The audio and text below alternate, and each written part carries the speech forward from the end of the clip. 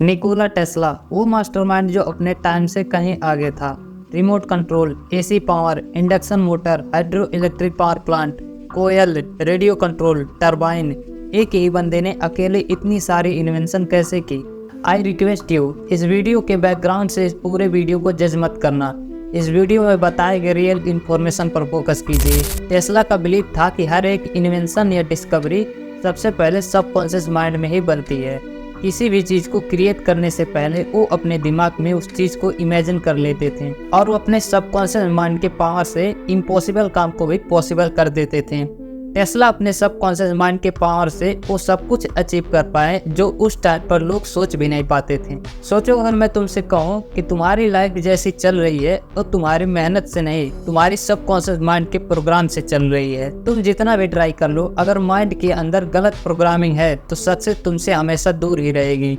और इस बात को दुनिया के सबसे पावरफुल माइंड्स में से एक निकोला टेस्ला बहुत पहले ही समझ चुके थे। तुम्हारा माइंड दो हिस्सों में काम करता है, एक कॉन्शियस माइंड जो सोचता है और डिसीजन लेता है, और दूसरा सबकॉन्शियस माइंड जो ऑटोमेटिकली तुम्हारी लाइफ चलाता है।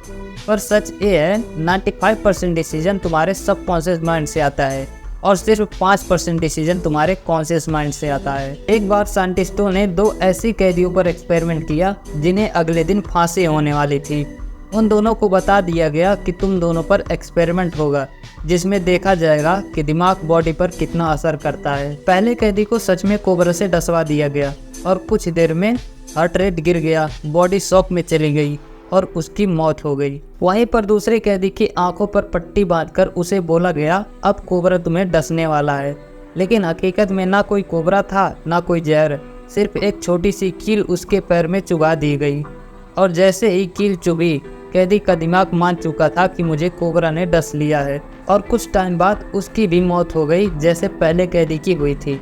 लेकिन जब उसी कैदी पर रिसर्च किया गया तो उसके बॉडी में कोबरा का जहर मिला, क्योंकि उसके सबकॉन्शियस माइंड ने मान लिया था कि उसे कोबरा ने डस लिया।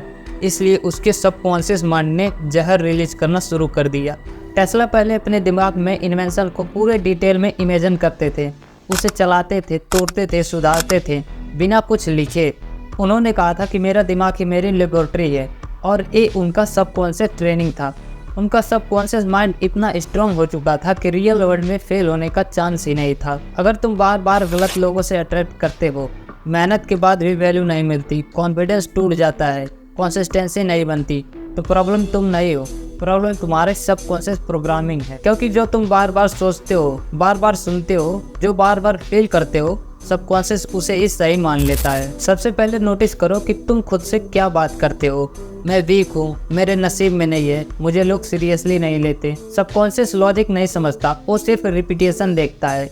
अगर गलत बात रिपीट करोगे तो गलत लाइफ बनेगी। सबकॉन्शियस को चेंज करने का फॉर्मूला सिंपल है, इमोशंस के साथ रिपीट करो। रोज सुबह और रात को आंख बंद करके इमेजिन करो कि तुम कॉन्फिडेंट हो, तुम्हारी वैल्यू बढ़ रही है, लोग तुम्हारी बातें सुन रहे हैं। ऐसा फील करो जैसे ऑलरेडी हो चुका है, जैसे टेस्ला करते थे।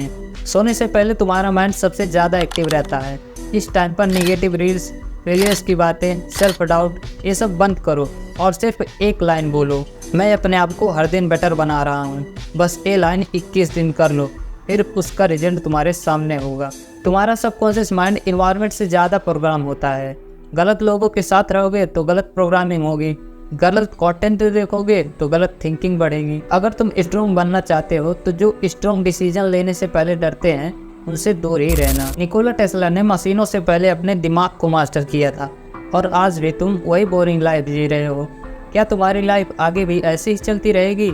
याद रखना, जो अपने दिमाग को कंट्रोल कर लेता है वो अपनी ज़िंदगी को भी कंट्रोल कर लेता है। अगर तुम अपने सबकॉन्शियस पावर को बढ़ाना चाहते हो तो मुझे फॉलो करना मत भूलना, और कमेंट में लिखो I am reprogramming my mind. क्योंकि जो लोग सुनते हैं वो वहीं के वहीं रह जाते हैं, और जो लोग अप्लाई करते हैं वही हिस्ट्री बनाते हैं। हिस्ट्री ही ना सही, कम से कम हिस्ट्री का एक पेज तो बना दो।